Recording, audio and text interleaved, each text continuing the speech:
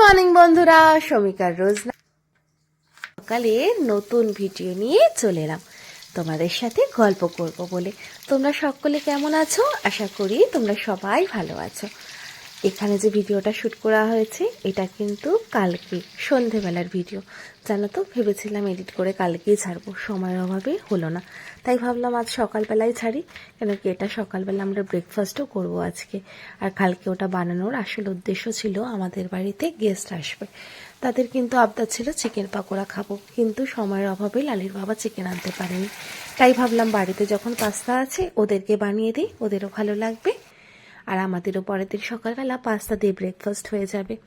এখানে দেখো, সবার আগে কিন্তু আমি রসুনটা ভালো করে কুচি করে ভেজে নিয়েছি, তারপরে লঙ্কা কুচি আর পেঁয়াজ কুচি অ্যাড করে ভালো করে ভেজে নেবে।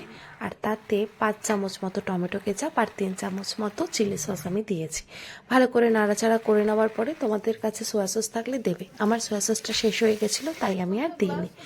তারপরে আগে থেকে যে সিদ্ধ করে রাখা পাস্তা সেটা অ্যাড করে নিলেই নর্মাল পাস্তা বানানো রেডি।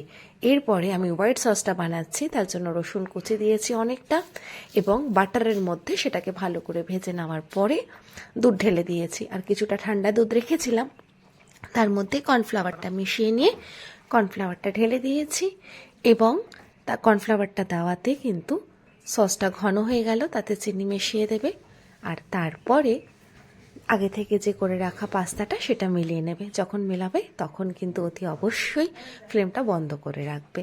আর আমরা গেস্টকে সার্ভ করে দিচ্ছি, আর ওরা খুশি মানে আমরা খুশি। ওরা এসেছিল স্পেশাল একটা কারণে, সেটা পরের ভিডিওতে আসবে।